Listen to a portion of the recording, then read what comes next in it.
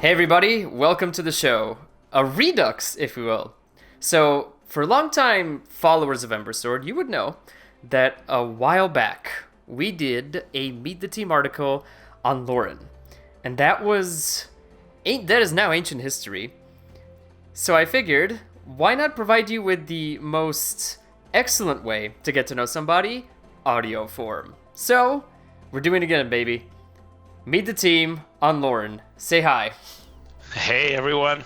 It's an intro and a half. So, this is going to be quite special because I've known you for a while. And I know that you are pretty much one of the most interesting people to walk the earth. So I'm pretty excited for everybody else to just get a glimpse of what I know. I'm pretty sure there's like a beer commercial about that guy. Was it beer or pie? The taste like freedom thing. No. You're right. It was beer. That was a the 2009 world's most meme. interesting man. That's right. Yes. Dos Equis, a vintage meme. Correct. God, I'm so old. Loren is our executive producer. That translates to essentially Loren being able to step in at any time on any occasion and just provide invaluable input. At least that's what my perspective is on your job. But what do you think you do for Ember Sword? All right. Yes. Well, I mean, to some extent, I guess it is true. If you look at my role, obviously, aside from being one of the founders, I take responsibility for the product in a lot of ways, and that is a pretty broad scope. That means I do show up on all sides of the process, both when it comes to the creation of Ember Sword, its world, its lore, its features, but also even outward facing, obviously, talking to people in the community, talking to investors, talking to our stakeholders that are helping make this a reality. Very well said. That does cover all the bases of what you do. Let's see where you came from. Like that segue? Fantastic. What is your background?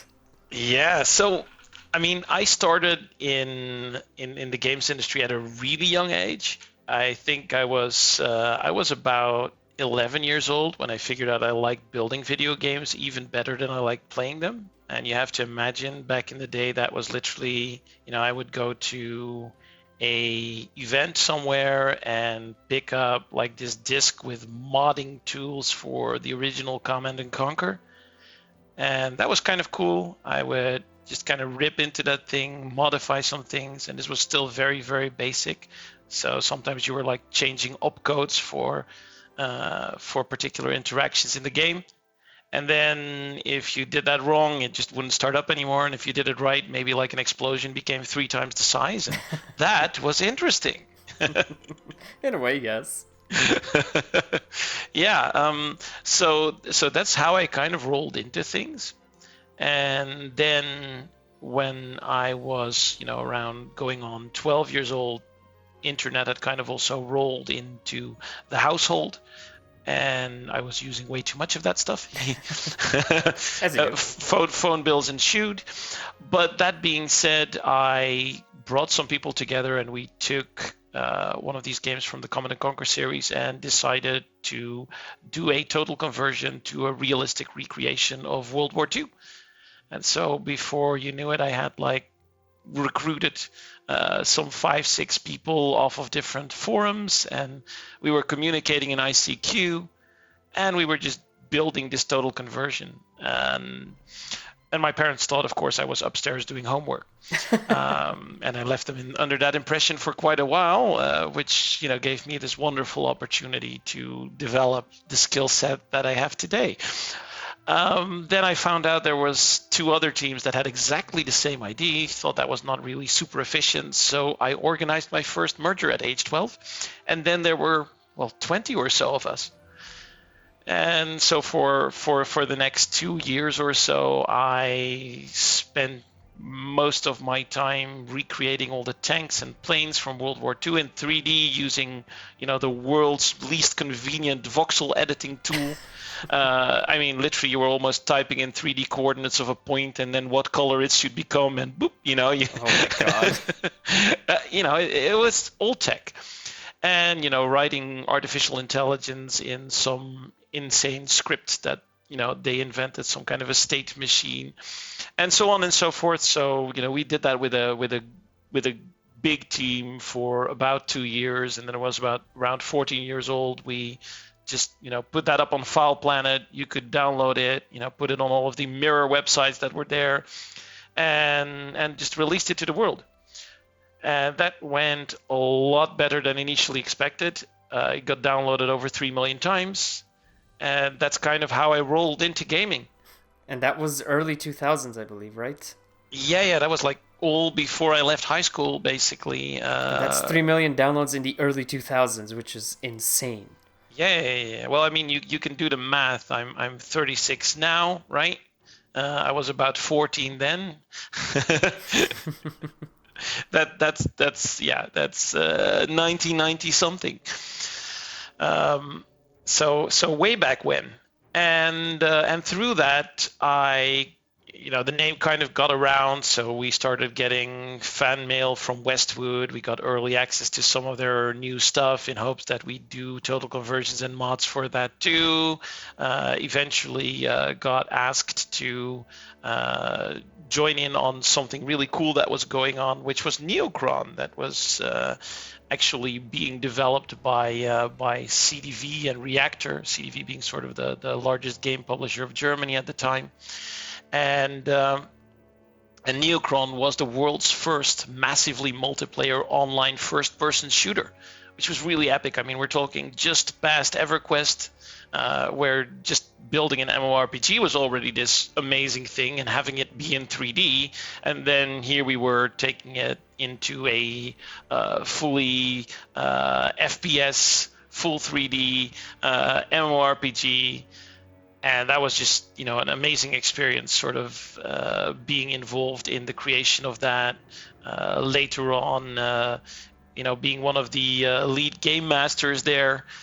And this is really early days. There's so much to tell about that, right? But I believe we did a separate podcast on this as well. So. Exactly, or at least we've reached into the topic a few times on, I think, other podcasts. Maybe not so much on Neocron, but the reality was that crazy things happened there, and they're a really good analogy for the things that we're trying to build today. It's just back then we did it really old school, right? So where today you have this beautiful cluster of all these servers that are neatly handing over players and balancing the load of the different players throughout the world automatically.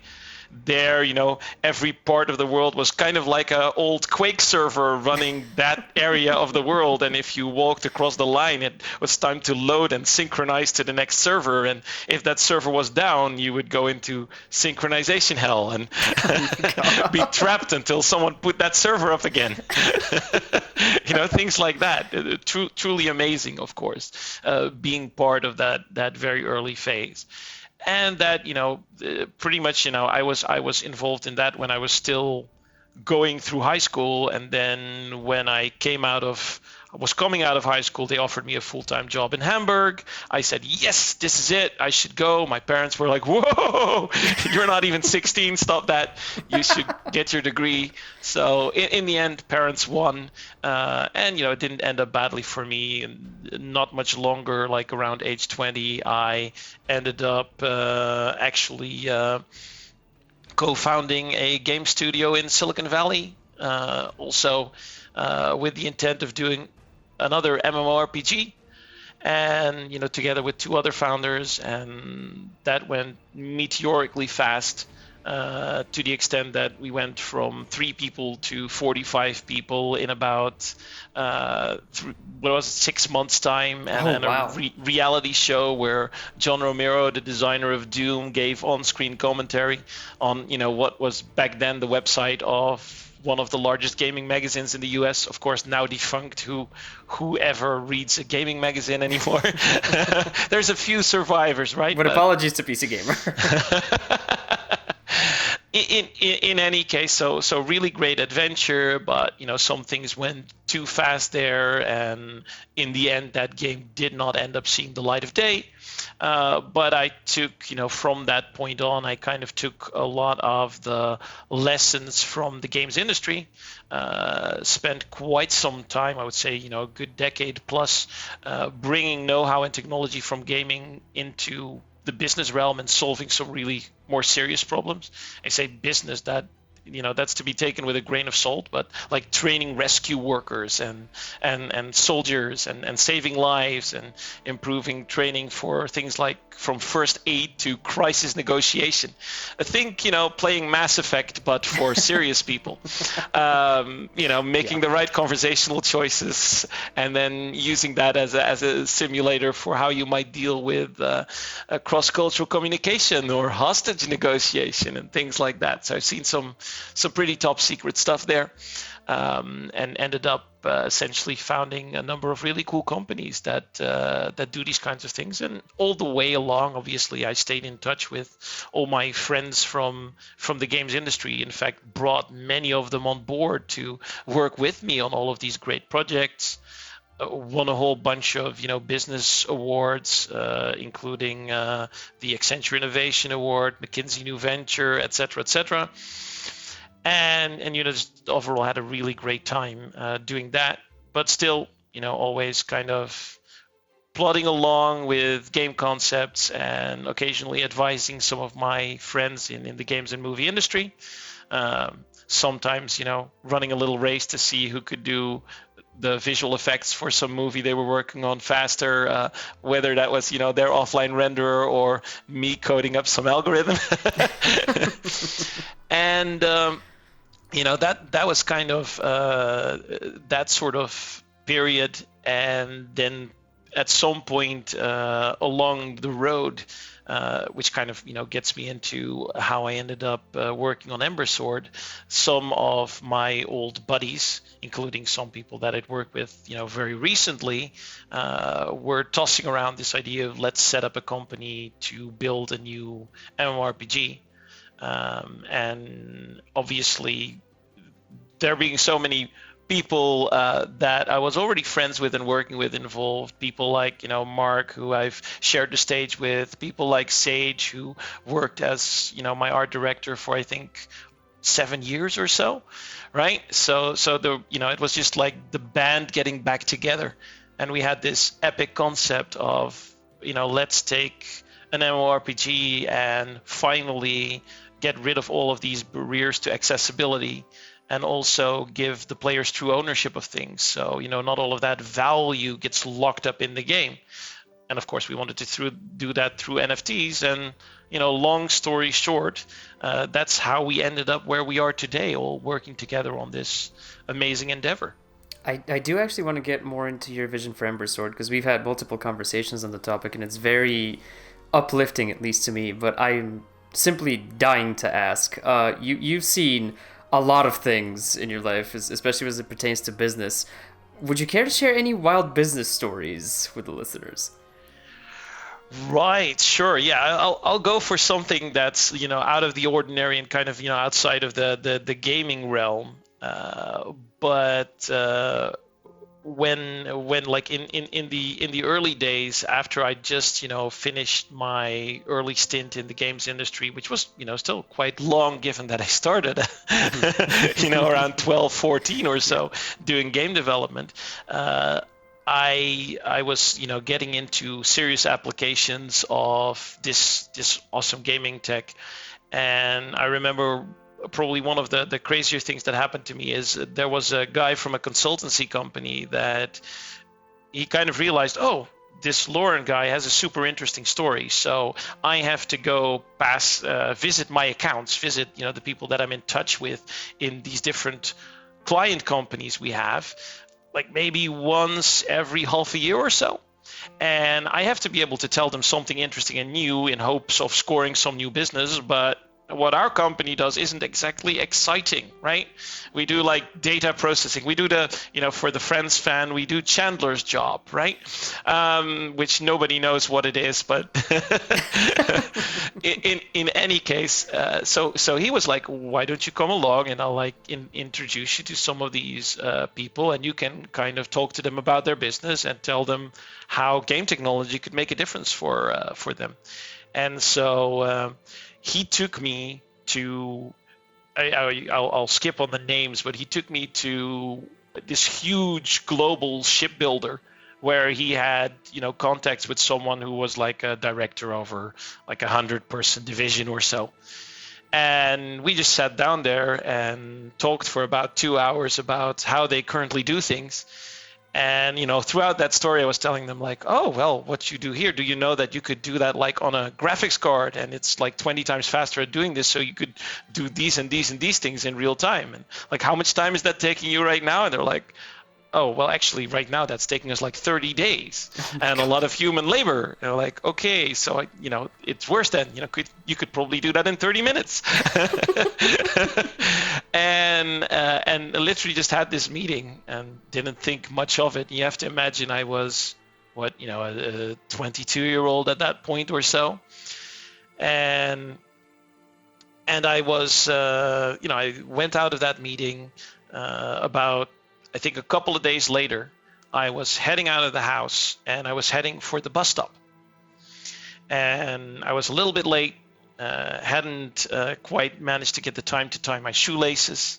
I walked to the bus stop and I sat down there and, was just about to start tying my shoelaces, and I got a phone call.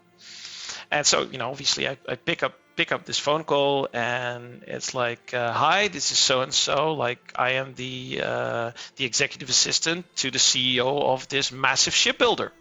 And I have him on the line for you right now. Do you have a moment to speak with him? Because he wants to talk to you.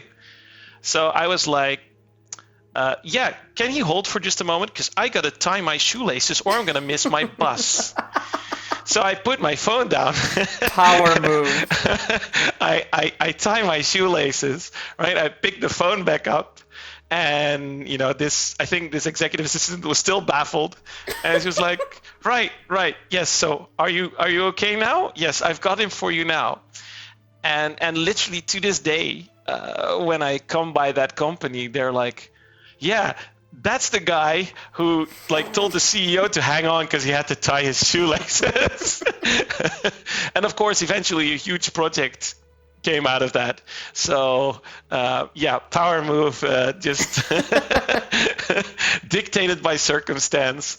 Anyone needs to tie their shoelaces. Just do it. CEOs can wait. I feel like a lot of your life is essentially the beginning of the second act of an inspirational biopic. Like this keeps happening to you on a consistent basis, because I've heard a couple more stories of this ilk, and they're all just jaw-dropping how casually you just fall into these situations. Yeah, well, I think it's key. In these types of things, to realize that everyone else is human and not to take yourself too seriously as well. And the reality is, anyone, whether they are the janitor or the CEO or just people you can have a good laugh with. And turns out you could. He had a really good laugh about the whole tying my shoes thing, right? Tying my shoelaces. Yeah. So coming back around to Ember Sword, you mentioned how you came to work on the game through, getting the band back together. I want to talk about your vision for the game. Where do you see Ember Sword going? Right. So I think we started with a pretty strong vision from the get-go when it comes to core points that we wanted to accomplish. In the sense that we knew we wanted to do something about accessibility and zero friction, right? We wanted to make sure that people could get instantaneously into the game, just click a link, jump in there. We wanted to do the opposite of what you'd expect from an MMO. So typically, MMO, you expect it's going to take a long time to install, it's going to take a long time to patch, it's going to you're going to do a whole registration process before you even get in there. And then you still need to find your friends somewhere in this game world. We wanted to reverse that process and make it, you click, you join your friends, you're in the game world, right? You're there. That was a big thing. And then, of course, there was the notion of true ownership, true item or at least cosmetic history. That was a really big part for us, where we knew also from our backgrounds what ridiculous amounts of money were being paid even under the table against the user terms of service for items in these games, right? Mark himself brokered a deal that was like almost $100,000 for a single sword in World of Warcraft. And of course I've seen the same, and I've seen even people getting banhammered instantly for doing these kinds of things, despite of the fact that, or rather in spite of the fact that they did generate that value, they did earn that in the game, and they should get to enjoy that. So that core was there from the beginning. And then, of course, there was also the notion that when you think MMORPG, you often think it's a bit more of a passive experience compared to like an action RPG or a MOBA. And we wanted to go more towards that dynamic experience, right? So when you're playing it, you're sometimes kind of wondering, am I playing an MMO here? And that might also be some of my, Neocron background coming back into it, having just a bit more of that Twitch mechanic, a bit more skill based, those kinds of elements. I think what was really interesting is, though, that when we came up with this vision for the game, that point in time, I think, is much more important also to kind of recognize what we came up with, because when we came up with it originally, there was actually a lot of people that were like, this is never going to work. First of all, you're like an MMORPG, right? So that's a niche. And then you're doing this NFT thing. You have to imagine this whole notion of NFTs was pretty new back then. And, the trading volume was marginal. NFT art was barely a discovered thing. And, a lot of people were very critical. A lot of investors were not our thing, not really interested. We don't think this has the potential for becoming a huge success. And look at where we are now. 3 years down the road, some of the games that started in terms of their concept and starting development close to the times that we did, games like Axie and The Sandbox, are doing amazing stuff, are seeing player counts growing extremely rapidly, are seeing massive adoption, are seeing these incredible trading volumes, and seeing their currencies even valued at billions of dollars as a fully diluted currency market. Those are amazing things. Those are things that even till probably half a year ago, many people in the traditional gaming space that had not experienced any of this were completely unwilling to accept. And now, let alone, and this I think is where we get kind of to the key point, these are games that were particularly aimed at being sort of crypto as the first step. And now if you expand that to a gaming team that's coming, from the industry with a vision from the get-go to do a game that's absolutely game first and mega accessible, so bypassing this whole requirement of even having a wallet. If you don't have it yet, we'll do it for you custodially, etc., etc. These kinds of things, right, just means that we're going to provide access to this game to such a wider audience. We're going to be legitimately a fully free-to-play game. And in fact, you see some of these other games headed there too now, right? To just open up to these massive audiences, give everyone a chance to play an amazing game that's fun, that's, in the case of Ember Sword, that's got all the great elements of a skill-based MMORPG to them, where you can kind of just do what you feel like and grow in that skill set. And then, bringing that to millions upon millions of players that will actually own the things they find and discover and create to some extent in the game. I think that's that's going to be amazing, right? So there's a lot of vision to talk about, but I'd say that's probably a big part of it. Just kind of reflecting over what happened over the past few years. And if you're talking to me more like as just a hardcore gamer type, right? What excites me there is obviously, aside from the accessibility that it has and bringing your friends on in a click and all that kind of stuff, it's just, dynamic gameplay, cool action. Also, even the notion of land ownership, I think, is a really cool thing.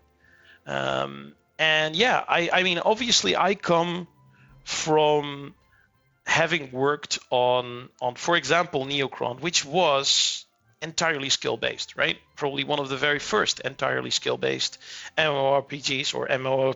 In terms of MMOFPS, it was the very first, of course, but you still have things like Ultima Online and such, which was also skill-based. But I really like that type of mechanic of game. I just love that sense of immersion and freedom of coming into a world and being able to, I want to go out and pick up a sword and be a warrior, or I'm going to grab an axe and start my life as a woodcutter and woodworker. That level of freedom, I think is just a really great thing. Package that with like a world with a rich lore and a beautiful environment, amazing art style, things like that. They just get me really excited about a game. That is fantastic. Well said. It's I told you, inspiring. that just tickles the gamer brain in a way that it's hard to describe for me. It's just, that's why I work on Ember Sword. That's why I stick around for a vision of something that can potentially revolutionize gaming, which is a haughty thing to say, but after your description, I think it's pretty much, fair dues to say that. I think Svetlin, you have to set out with that intent if you're going to ever accomplish it, right? I mean, if you don't from the get-go say, okay, we're gonna try something big and daring and different, then you have the odds of being later remembered as that game that changed the genre, changed the industry. And of course, I mean, it's not to get into this kind of typical statement, but there's this this horribly cliche saying, shoot for the moon, and if you miss, you will at least end up among the stars, right? And I think it's all about starting out from that shooting for the moon and daring to continue to do so, right?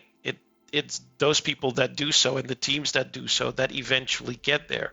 So we're not gonna give up at the first sign of challenge. We're gonna keep going, and even if we set ourselves some goals that seem almost impossible to achieve, we're gonna go on and get there. And maybe to just segue into something that relates to that a little bit is just on the technological side. What we set out to do, a lot of people initially, outside of just saying that, MMORPGs are like a niche, right? And NFTs are a niche, and that's not, market-wise, it's probably not going to succeed. There were also plenty of people that said, well, this is technologically way too challenging. This massive world you're doing, what your intents are for it, that's an insane amount of technology you have to build. There's not really anything off the shelf that handles this in the way you wanted to, so we had to build all the networking technology from the ground up, and we ended up doing that, and successfully so. And then even past that, we figured, okay, Unity is building this really great piece of lightweight front-end game engine tech that can run in a browser, so at least we don't have to bother with that. And then it turned out that didn't deliver what we needed, didn't deliver it quickly enough, and we had to go straight in. Did we give up? No, of course not. We went straight in and essentially replaced our entire engine and rebuilt it from the ground up just to be able to create this experience. And in the end, you're gonna run into a lot of these walls. but it's not about how many walls you butt your head into, right? It's about the fact that you find a way around it and get going. You get back up, you get going, and you tackle the next one and the next one. Because it's not the state of what we're building today that's in the end going to determine it, but it's, how consistently we keep going forward and improving and, sort of striving for that big vision we have. I think you just inspired somebody to run a marathon with this. So, that was quite beautiful. There is one more section of the podcast I wanted to cover, which I always dub in these Meet the Team podcasts the quote-unquote fun stuff, although I believe, considering how we've been going so far, this is going to be just nothing but fun stuff all the way through. This is going to exhaust everybody with how inspirational and awesome it is. So, the freeballing section is aimed at just getting to know you more as a gamer. So here we go with the rapid-fire stuff. Give me your top 3 favorite video games. Right. So this is always so tough. So I'm going to have a whole bunch of honorable mentions and then still not be content with myself. But I'm going to pull from some different genres. Really love, obviously, RPGs. I think probably favorite of all time, Mass Effect 2. When it comes to story-driven, amazing adventures, rich universe. I could go for a long way. Could go on for a long time on Mass Effect. I think obviously Part 3 didn't quite hit the spot with its multicolored endings, but up until it got rather close to that, it wasn't too bad. But Mass Effect 2 was truly amazing experience to go through. I think Diablo 2 as more of a hack and slash RPG was an amazing game. Spent way too much time on that. Really great, really gratifying mechanics. And then I played tons of RTS games, so I have to throw in StarCraft, probably best RTS game ever made. And then, I also obviously played the Command & Conquer series, to no end. But StarCraft really, really sticks out as an RTS game, just in not even in terms of just my playing experience, but also the amount of time that I've spent watching the entire Korean scene. So if there's some StarCraft fans out there, I've been watching this scene since the Boxer days, right, all the way up until the dominance of Flash / Lee Young-ho, and it's just been amazing, seeing a nation that essentially has a video game as its national sport, and then second most popular is basketball. If you've ever missed out on that, South Korea, StarCraft, look into it, watch some of the old stuff. It is amazing. You will probably not too often see 120,000 people in open air watching an RTS being played. Yeah. Plus, if you know the level of skill that is required there, I didn't even get into this, right? But one of the other things that I did as a hobby, specifically late teens, early 20s, was playing RTS games competitively. And I'll probably get back to that at some point with a gaming story when you ask me questions about that in a bit, Svetlin. But having played RTS games competitively, having played particularly one RTS, Dawn of War, into the global top 10 level, knowing the level of mechanics and control that is required to truly excel at an RTS game, they are the hardest games to compete in, as far as I'm concerned. And StarCraft takes the crown by far. I mean, for those people that are not into that space, just to give you an indication, actions per minute is a usual count that is kept for these games, where if gamers are playing competitively against each other, you'll have a little APM meter that says how fast they're going. and a typical pro StarCraft player would have an APM. Those are effective orders given using either keyboard or mouse, averaging around 360 actions per minute, or 6 actions per second for the duration of an entire match. And I believe the current peak sustained APM record, which is for a period of 30 seconds, is in the hands of July Zerg, which was coming in somewhere around 800 APM. What? So that is just insane. 12, 13 actions per second during intense micromanagement. Now, I didn't clock in at those levels because the RTS I was playing wasn't StarCraft. But let me tell you, that's like, solid 4 hours of just mechanics practice every day to maintain peak APMs of that I was playing at. I was probably playing, for this game, you needed an average of about 160 to compete professionally, but peak APMs were getting close to about 400, and you'd just be practicing an insane amount to get there. Eventually, building games took precedence, of course, but you still dabble. Yeah, still dabble, and competitive games are absolutely amazing, and a lot of people, on the Ember Sword team, including Mark, by the way, obviously played competitively. And so that's also one of the things that actually brings us together. Not that we immediately set out to make Ember Sword this massively, competitive game purely, but we do all have a certain taste for having that competitive element in there and available for the people that like it. Now, I realize that was a segue from StarCraft, but I cannot go on without at least mentioning a few other games. So I'd at least throw out that I really love the old LucasArts adventure games. I'm going to oldie but goldie, the Day of the Tentacle, as well as Full Throttle. I also really liked Monkey Island.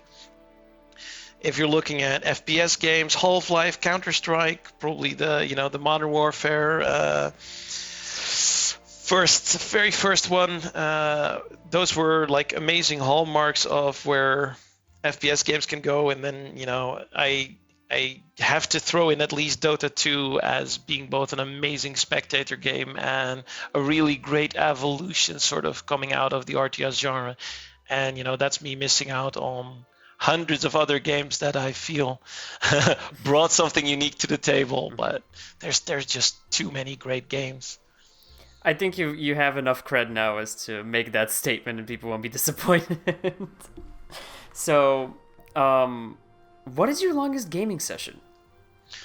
Right, I'm not 100% sure which of the two clocks in, but I would either have to go with Diablo 2 being the game or really early testing of World of Warcraft.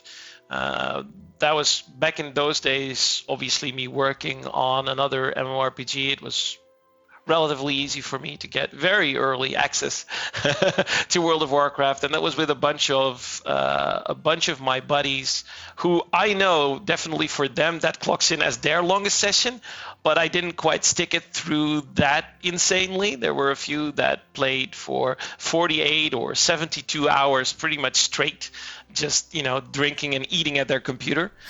I didn't quite last that long, but I'm sure I got rather close to a 24-hour session, and I'm sure of the same for Diablo 2. That was just at a younger age, and I recall at some point my mom coming up to my room in the attic at 3 o'clock at night. What the hell are you doing, right?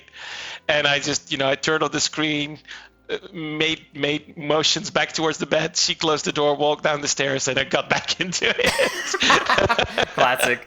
Everybody's done this at least once. I'm sure some of my teachers the next day were like, okay, think someone's sleeping. Wake up, what you doing? You're not sleeping, you're planning. So yeah, those would be probably the two longest sessions there. And also immediate proof of, even in early WoW testing, that you can power level to 60 pretty quickly if you have 72 hours to dedicate to it, and you're also insistently looking for exploits and ways to just get a little bit more XP. There were literally guys that I think maxed out their character in less than 50 hours. Jesus Christ. Of course, some bugs were fixed after that that they found. Some. And to round it all off, what is your fondest gaming memory? Right. Okay, so I have to probably reach back to my RTS gaming history. Like I mentioned, I played this game called Dawn of War competitively for quite a while. And that was the very first Dawn of War game, right? Based on the 40k Warhammer universe. Really epic game, by the way. Talking giant hulking robots and squads of infantry where you would control a whole squad at a time. Instead of an individual soldier, you could equip them with particular gear like, bolters or laser guns or flamethrowers, sniper rifles, etc., and reinforce them in the field. Very interesting gameplay, very different, and it just really clicked for me, that particular game. And so I played that in a very funny manner, in the sense that I played it competitively, but that was just on my own. I wasn't in any competitive clans, and I played it for fun.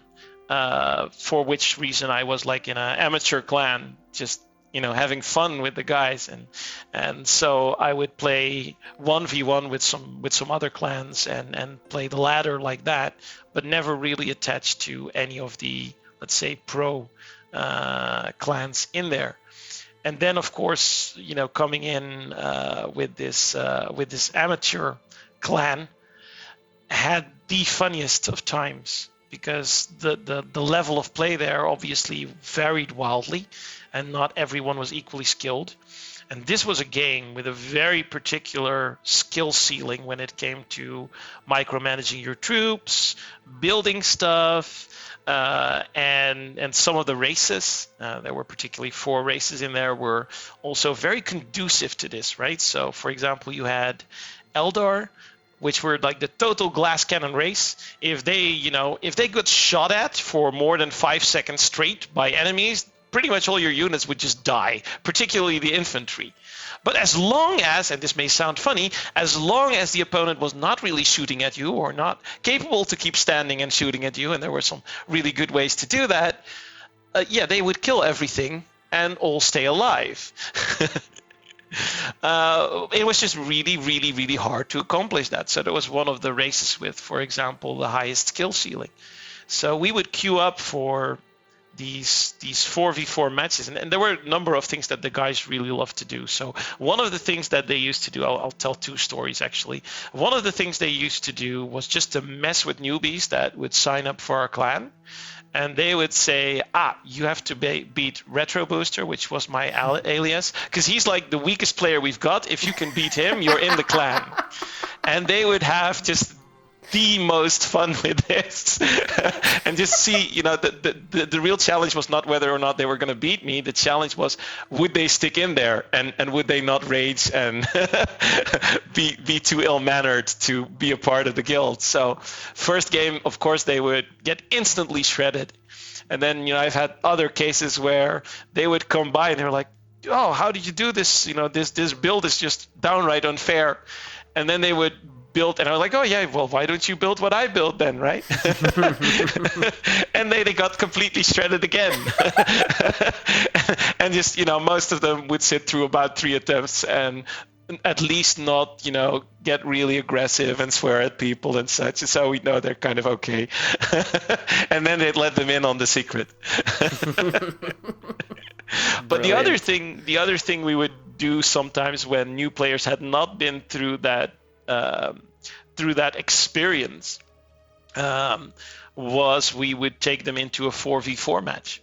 And those were kind of like cut up into 2v2 portions of the map. And typically it kind of devolved into 2v2s with, wherever the 2v2 became a win for one of the 2 parties. Obviously, that kind of meant that the game was probably over because you could go and reinforce the others. And they would just tell this new guy who obviously had not been through that hazing ritual, like, just, do whatever Retro is doing, right? And we'd be on what was it, TeamSpeak or Ventrilo back then or something like that, right? And sure enough, like I would go with this incredibly weak glass cannon, raise the Eldar, and build my first few units, and immediately march off into the first enemy base.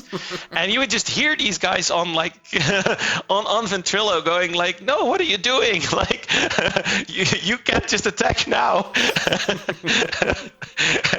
And just, and I don't have my units yet, and they're like, "Just come, come on." It's like they're going to slaughter us, and I would just walk into their base and like casually, because if you didn't play this game, essentially Eldar had like a crap ton of crowd control. So they had grenades that knocked people on their asses, and webbing that would ensnare them, and a main champion hero that would just throw people off their feet. And basically, I would just walk into those bases, micromanage it so well that there were just only troops flying through the air the whole time, getting shot at. Then their whole army would be dead of the first opponent.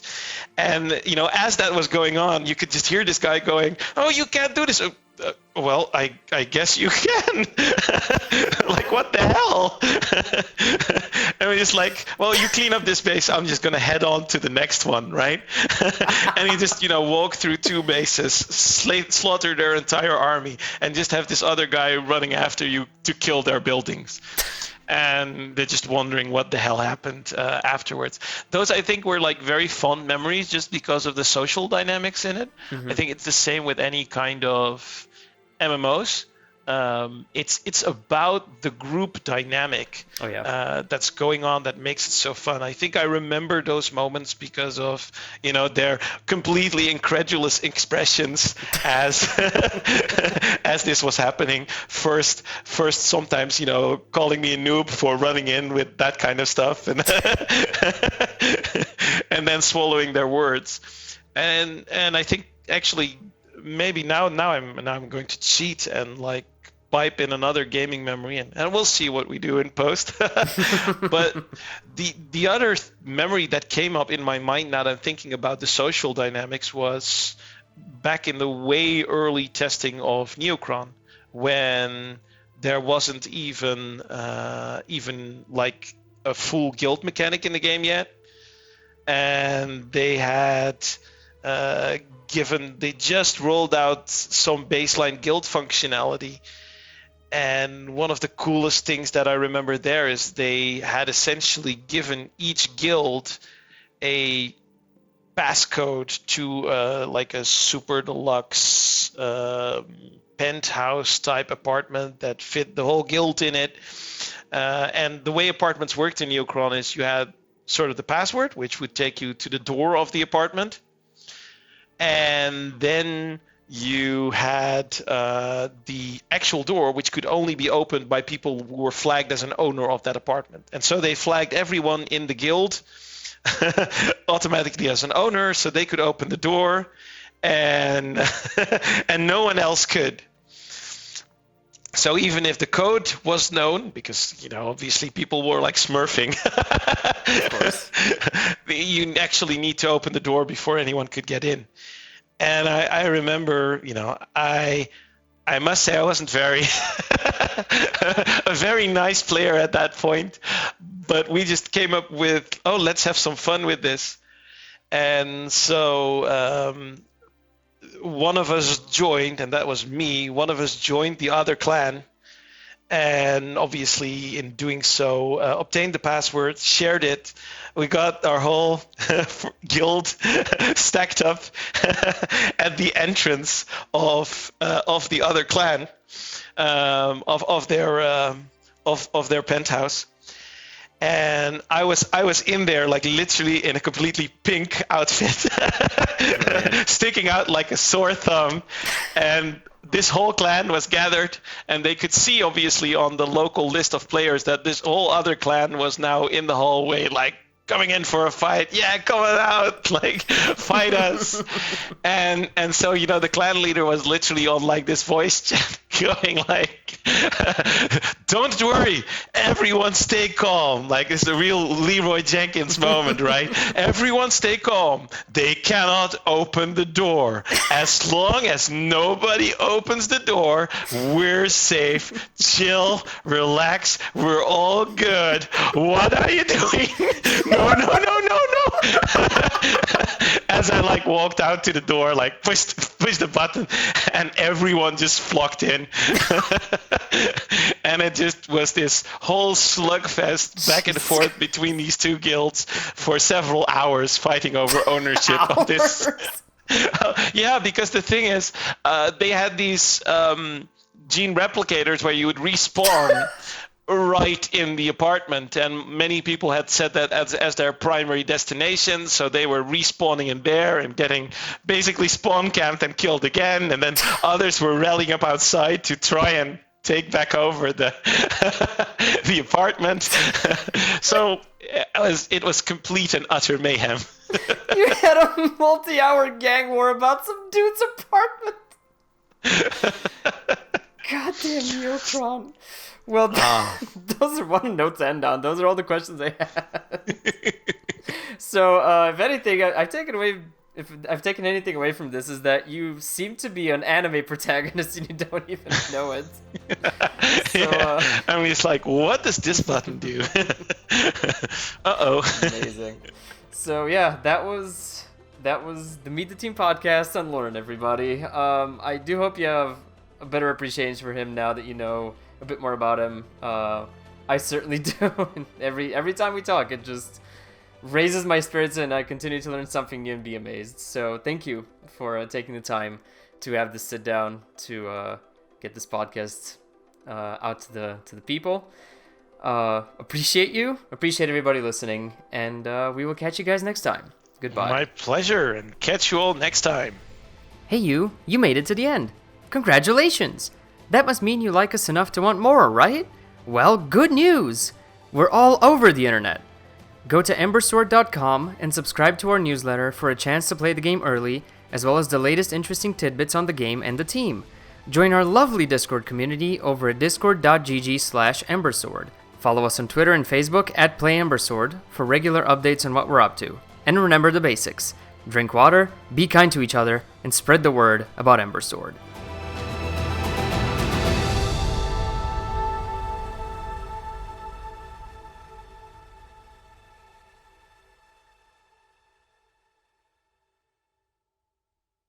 I'm gonna go start recording, so I now see a red line moving conspicuously from left to right. Conspicuously? Yes, and it's being trailed by this, weird, bunch of blue, graphs that look like there is an earthquake actively going on in my local area. I think you're being swatted. That is probably it. Is it moving? Is it on your head now? Duck!